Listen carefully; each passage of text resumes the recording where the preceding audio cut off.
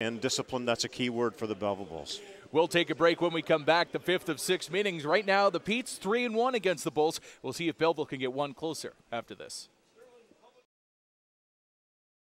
He was looking to drop it to Layshram, but now McDonald picks it off.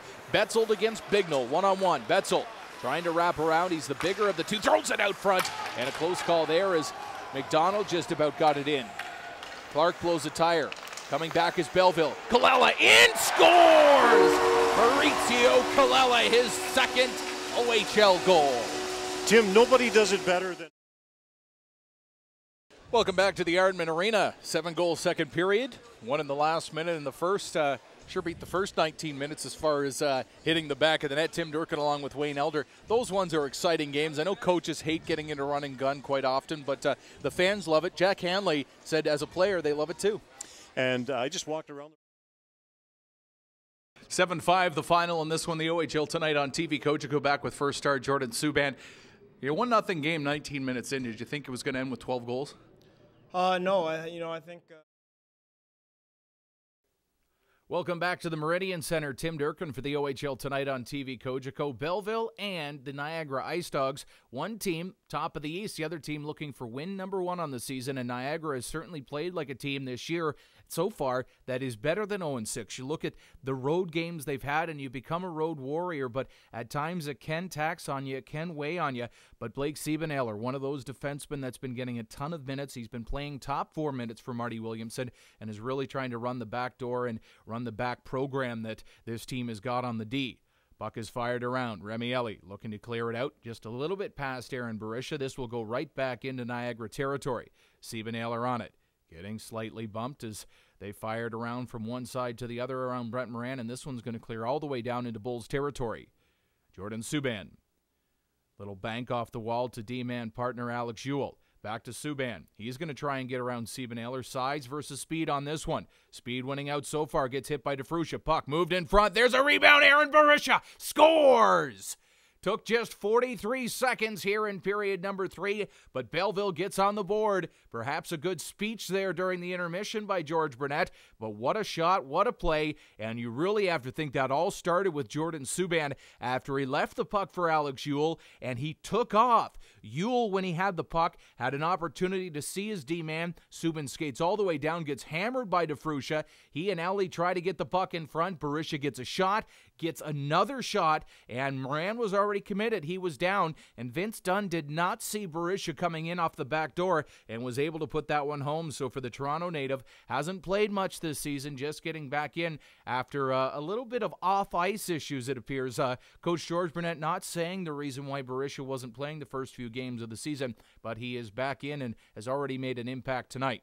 Brett Gustafson skating in behind Moran. This one right going in front, and missing it was number 23, Nicky Petty, the Welland native, who is kind of playing that hometown game tonight. He gets to play it twice a year, being from the Niagara region and St. Catharines area. Buck in down low, trying to find this one. Back to the point. It's number 6, Luke Mercer. Shot through Gustafson. Rebound. Harper can't find it. Ramnot does. Top corner. And now it's a 3-goal lead once again. And great work by Agard in the corner. He gets it back to the point. And Mercer, the 20-year-old, able to get a seeing eye shot through. And who picks it up? Well, it's that Holland Landings native, Graham Knott. His second goal, the first tonight. But he's already had 2 assists in the game and is just doing everything very, very well. Lots of confidence in the youngster, and Marty Williamson's going to love what he sees, especially that idea of just going straight to the net when you can. Mercer puts in a perfect shot. Harper can't find it in his feet, but not going right to the net. Cornell was in front, trying to cause some traffic, and Lemke and Harper could not hold on to the 3 forwards. Agar was down low, Cornell was down low, and Knott got that one. So, we're back to that 3-goal lead, 5-2.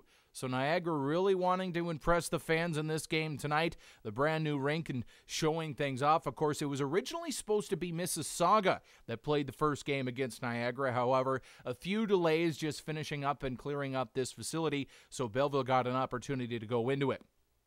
Michael Cramarosa with some family here for the game tonight, and looks like that one's going to be offside, as going right over top was Cramarosa, and he'll get a stoppage in play as we look at number 24, Hayden McCool. The Whitby native is really going to be a key cog in the wheel of Niagara this year.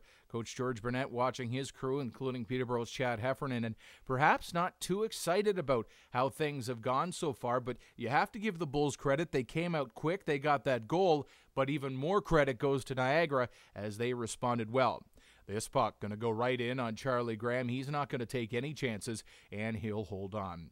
You think of Charlie Graham and where he's come, the goaltenders that were ahead of him, Tyson Teichman and Malcolm Subban, who played a ton of those minutes, and there you see Malcolm's brother Jordan. But a good play for Graham to be patient. He played some Tier 2 in Wellington and got his opportunity, and now is the #1 goaltender for the Bulls and one of the top goaltenders in the league to start the season. Mikulovic on this one, 6'3", 200-pound D-man, and behind the net it goes. Belleville trying to fly this one loose, but it's going to be Cody Payne, the former Saginaw Spirit, keeping it alive. Matt Luff. Little bit of a backhand there, clearing it out of the zone. Mikulovic very calm as he sees the big Jake Marchment trying to close in on him. Puck is in. Luff, little flick of the stick there, and it's going to clear out it. Opportunity here. Look at Subban go. He's on the backhand. He scores right off the crossbar. Top corner for Jordan Subban, and he's continuing his hot play offensively on the backhand for the Bulls. What a goal. You just see that separation speed come out of nowhere, and he's gone past the Niagara defense. Here you see a quick play by the forwards, and then all of a sudden it's Subban time. Top corner, Moran did not give him much to shoot at all, but a little flick pass by Ming, I believe it is. There's Subban, and trying to close in on him as fast as he could was Vince Dunn, but that speed is very hard to contend with. Jordan Subban, not a big player, but of course the organization out in Vancouver must like what they see. He's a 4th-round NHL draft pick, and for good reason. What a goal. 5-3, and we've had 3 goals in less than 3 minutes already in this one. Tim Durkin in St. Catharines. Happy to have you along for the game tonight. Niagara looking for their first win on the season. It's Remielli now. Back into the corner.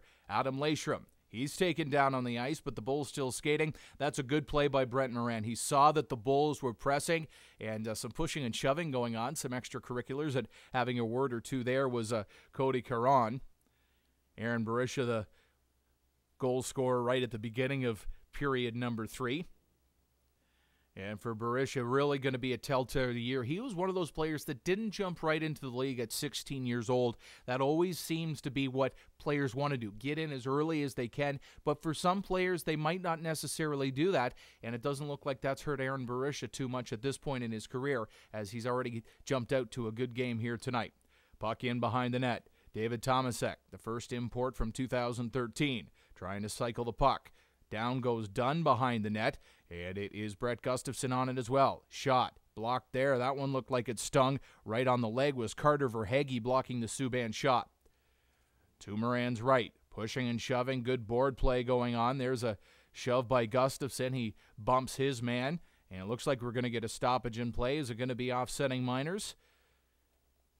Perhaps we'll have to wait and see, but it looks like it's going to be DeFruscia going. I thought at first that Brett Gustafson might be going, but Anthony DeFruscia, the Thorold native, will be going off, so that's going to give an opportunity for Belleville. No, it looks like now they're going to send Brett Gustafson, so offsetting Miners 4-on-4 between the two players.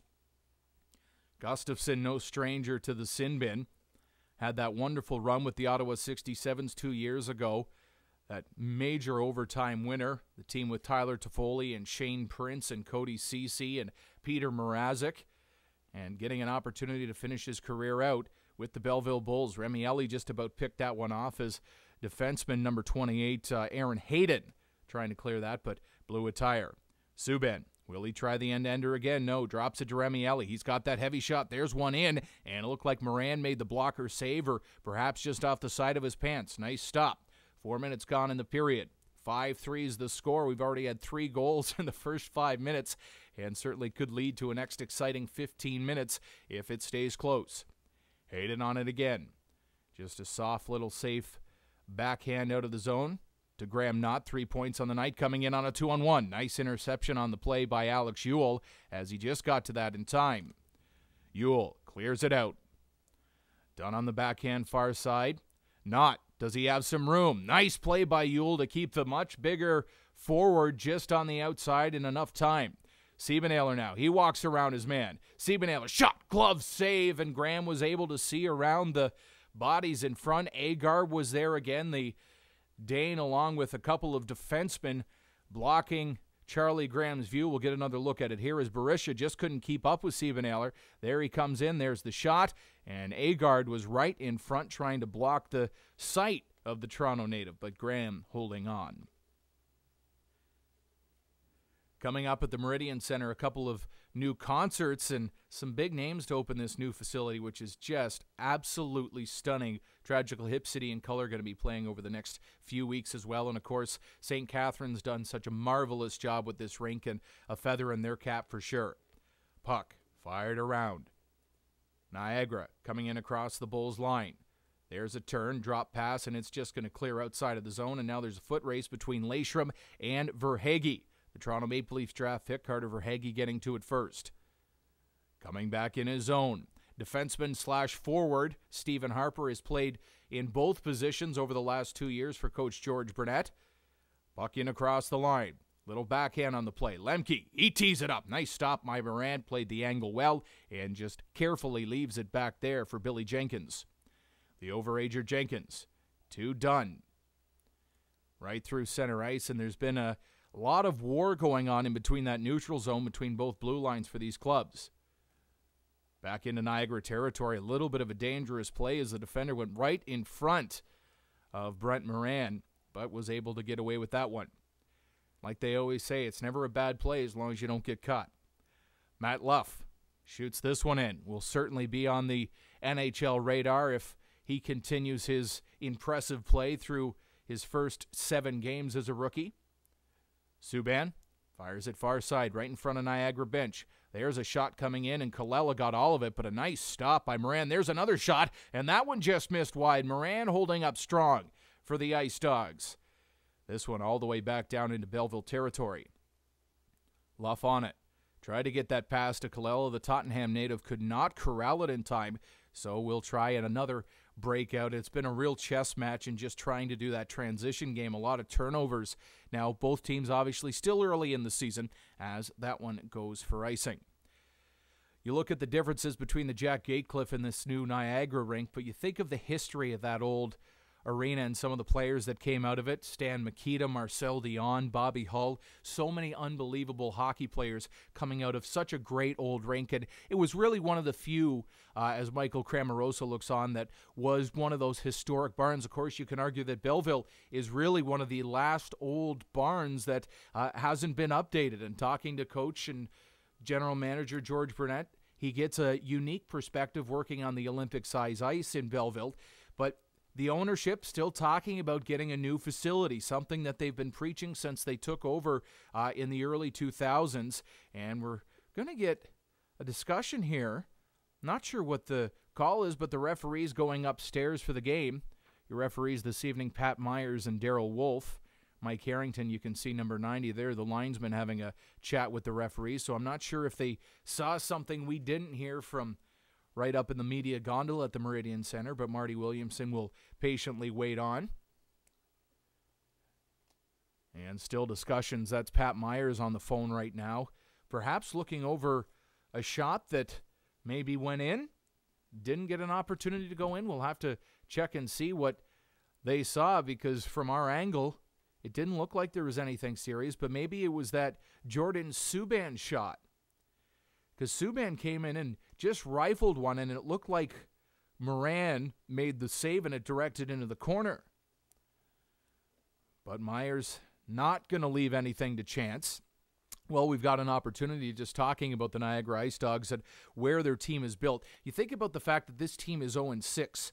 They're not going to stay that way. This is a team that is built for scoring, and they're built for success. But really the problem so far, it hasn't been the goals against, because Belleville and Niagara just 1 goal difference. Where it comes to a big difference is the goals for. Niagara has less than half the goals Belleville does. Belleville winning that category 31-14. One of the amazing things for the Bulls this year has really been that power play that they've had.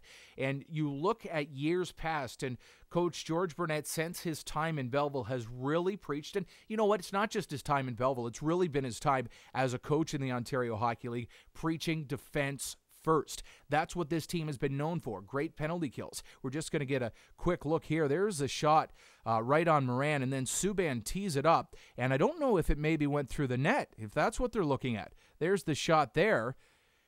And I think they're saying that it went through the net. There you see Jake Marchment saying that was in. We're going to get a better look at it here as the puck is bouncing back to the point, and then Subban tees up the rolling puck, and we're going to try and slow it down as it comes through. But you see, look at Jake Marchment behind the net. He's immediately pointing right in on Payne. Payne isn't going to say anything, but Jordan Subban looking up, and perhaps a hat trick coming for the defenseman for the Belleville Bulls. Pat Myers still on the phone, so don't know to this point what the decision is going to be, but just a great view that we just had moments ago where you see that shot, and Jake Marchment, no doubt in his mind that it went in, so perhaps there's a hole in the net somewhere, but the proof should be if there's a hole in the net that should really add to the discussion on this, is they should go and look at the net.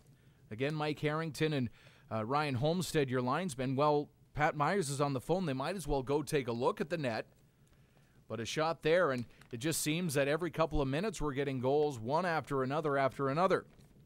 OHL Tonight on TV, Kojiko, Tim Durkin providing play-by-play this evening, and thanks again to all our volunteers who helped bring the games, and of course this year here in St. Catharines, high definition, which is nice to see. So if you look at the first couple of periods, it really was being set by Niagara. Agard and Brosnan coming out 2 goals in the first 1 minute and 20 seconds, and then Jordan Subban getting things back on the power play. In Belleville, again, it's been lights out on the power play. We were actually just having that discussion moments ago. Belleville so far this season, 30% on the power play. The first 2 games, they had 4 out of 9. So you think if you keep that pace up, of course, it will be tough to do, but 10-32 going into the game tonight. Niagara really coming out, though, 28 shots and 4 goals to start things up, but the discussion still continuing here for the Niagara Ice Dogs. Of course, for them, they're praying that this one did not go in. Belleville would love to bring it within 1. The Bulls in action tomorrow as they actually have a pair of games this weekend. Sault Ste. Marie and Sarnia are going to be visiting. Pardon me, that's going to be Saturday, Sunday. For Niagara, they're going to be heading up to Guelph in the Sleeman Center for the date with the former OHL champions, and I guess the reigning OHL champions. Still thinking about that Guelph team and 1 goal away from knocking off Edmonton, but here's Pat Myers, and it is no goal. So Niagara, there you see Luke Mercer, going to be pretty thankful about that. But it was interesting watching Jake Marchment's reaction. We'll just get another shot of it here, but watch Marchment come around. There's the shot. And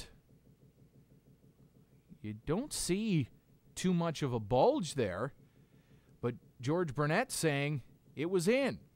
And Pat Myers taking it all in stride, but Aaron Barisha shaking his head on the bench. Adam Leishram doesn't look pleased with it. But now for the Bulls, they need to put that behind them and not let that be an excuse for them.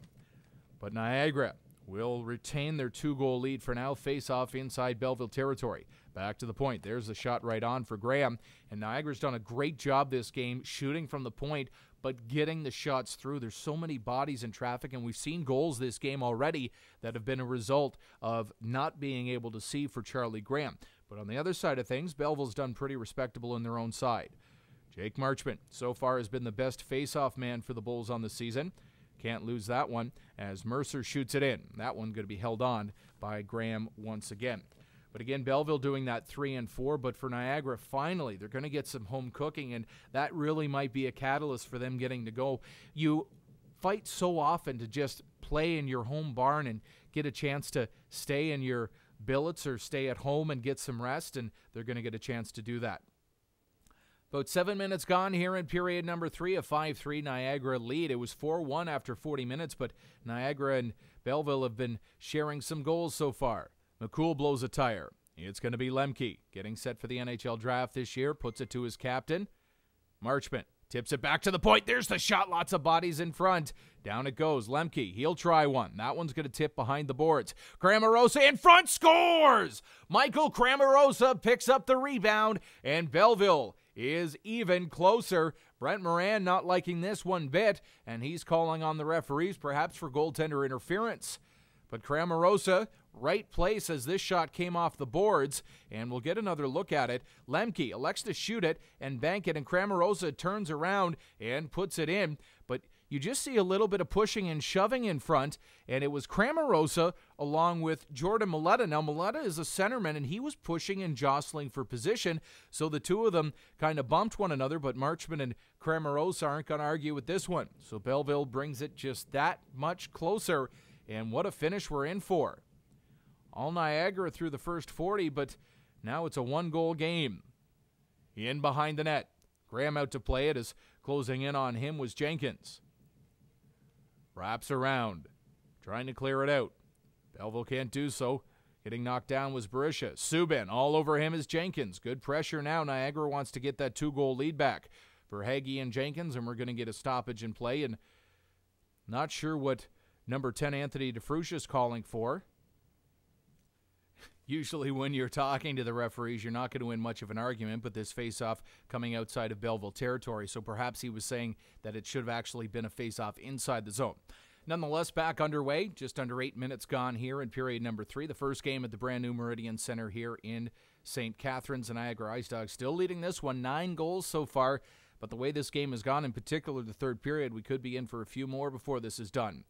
Leishram trying to make the argument, I think, that Vince Dunn touched that one, but I don't think he's going to win that argument. Again, Dunn also celebrating a birthday. He's going to be turning 21 on October the 18th, which is Saturday.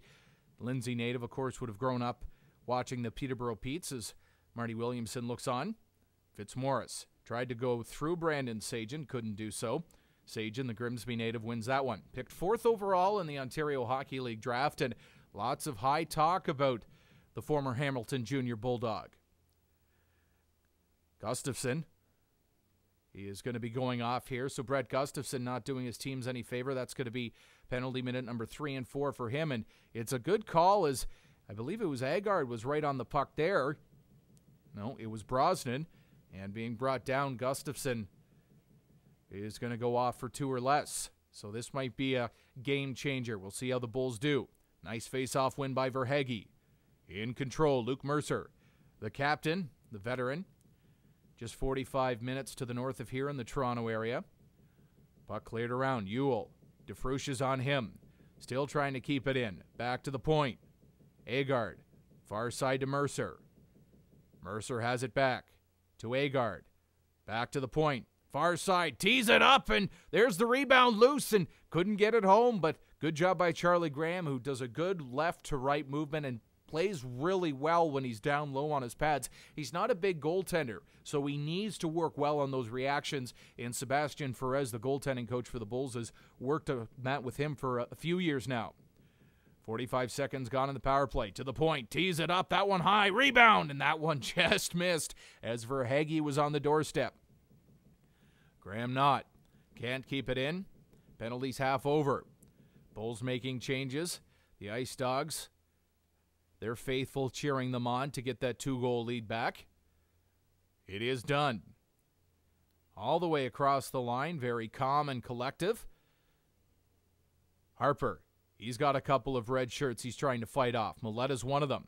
Leishram comes in to help, and now 3 Bulls are caught behind the net. There's a chance. Back to the point. Done. Far side. Siebenaller, shot. Down low. Continue the play. In front, scores! 30 seconds left on the power play, and there you see the Ice Dogs. That big 2-goal lead is back, and only half a period to go, and so Brett Gustafson not going to like that. But who is? Well, Cody Payne, his second on the season, his first tonight, but again, Payne had an assist on that Brosnan goal earlier, so these Niagara fans going to like what they see with that power play. Really working well.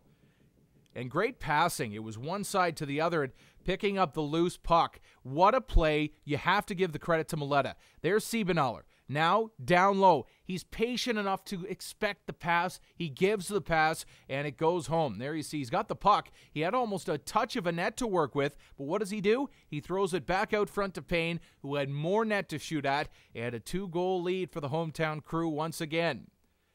This one all the way down the ice. Icing is the call. And Jordan Subban's thinking to himself, what more do I have to do in this game? I've gotten my team back into it, but every time they do, it just seems that Niagara has an answer to it, and this time it was Cody Payne with his second on the season. Face off to the right of Moran. 6-4 the lead for Niagara. As we said, looking for their first win on the season. Passes flip through there. Marchment's going to skate back for this one. Pardon me, it's Matt Luff. Subban corrals it to Ewell. Now to Luff. He's coming in with a good hit of steam. Nice little move by Luff. Gets a shot on rebound in front. And a nice stop by Moran, and his D came to his aid when they needed him the most. Kallela trying to run the wall. He's down behind the net. No room for him to work, but still gets the puck back to the point. There's the shot, and it's blocked. It's going to clear out, and it's Gillard that was able to get on that, the Welland native. Good shot block. Right into the shin pads after the tee-up. Looking for this one up high was Cramarosa. He's got a goal in this third period. Turning, Andrew Ming, the Williamstown native, the former Cornwall Colt. Of course, Cornwall right near that Quebec border, so gets some fans from both sides, including La Belle Provence. There's a shot on. Graham the save. Flipped up high for Chad Heffernan. Mikulovic bumps him. Alexander Mikulovic has been very calm. Just seems to excel on the smaller ice. Cole Candela. He's going to get bodied and lose control of the puck, and this is going to come back out. 8:45 to go in the period. Niagara up 6-4. Being bumped there was Justin Lemke, and could have been a penalty on the play. The refs allow it to continue. David Tomasek, nice pick there. Mikael Agard just picked the pocket, and it's back in transition for Niagara. Lifting the stick, Stephen Harper, just down the road from Burlington. First-round pick of the Erie Otters in 2011, and has now come as part of that deal that sent Brendan Gaunce, the captain of the Bulls, last year to Erie for that great playoff run they had. This one, shot on for Graham. Verhaeghe was looking for a rebound. He couldn't find it. Very patiently coming up with the puck. Cramarosa will shoot this one in, and offside is the call. 7:59 remaining on the clock, and it is a 6-4 Niagara lead as Chad Heffernan and DeFrucia have a few words. More in a moment. The OHL tonight on TV Cogeco.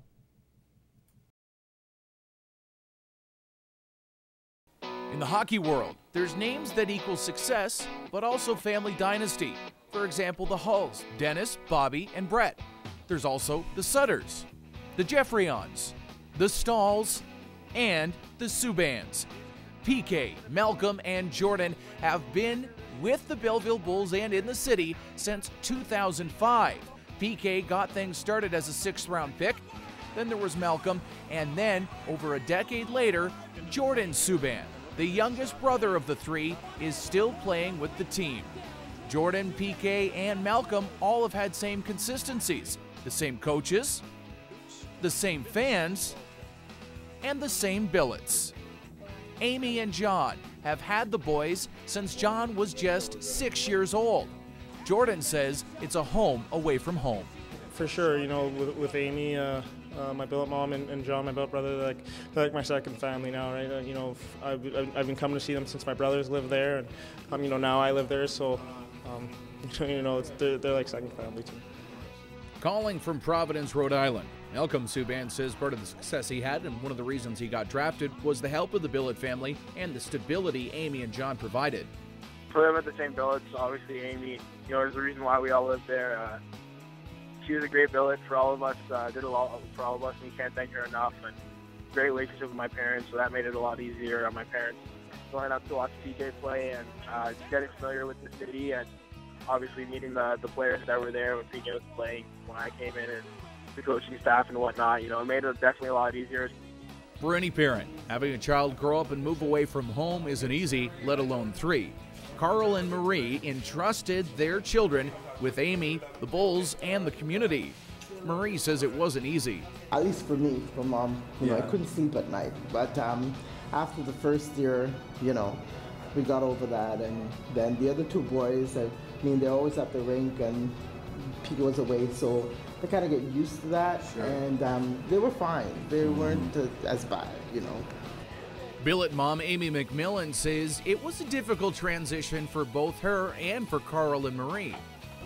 They had to see, I guess, that I was a good fit for them as well. They're busy and very, very family-oriented, so I wanted to make him feel just as he would at home, and I think now we're very friendly. Like, we go to games with them in Montreal. They invite us up once a year. So PK's very eccentric and very, like, would fill your whole room, very outgoing, and Malcolm's very quiet, very studious. He's always thinking and very, and Jordan, I don't even know, because Jordan's just Jordan. He goes and he does he does his thing, and that's kind of it. PK Subban was the brother that started it all. He says coming back to Belleville even now is easy. I will always feel comfortable coming back to Belleville, and a big part of that is obviously Amy and her family, but also the organization. I mean, there's not one person in that organization that I could say a bad thing about, from George Burnett and Gord Simmons, and who I all have a relationship with still today, by the way. I mean, I'm in contact with them, monthly, weekly. 10 years later, Carl and Marie still have trust in the Billets and the team. Amy and her entire family have been just a wonderful source of support for our boys, and to provide them with that stability. And also just to give them an ear when they come home. You know, mom and dad are not there. And so I'm so thankful for the relationship and for the support and the guidance and the love and the care that she has provided for all three of her boys. 10 years. It's been a long time. Although it may be the last year, it will never, ever end the relationship. I'm Tim Durkin for the OHL Tonight.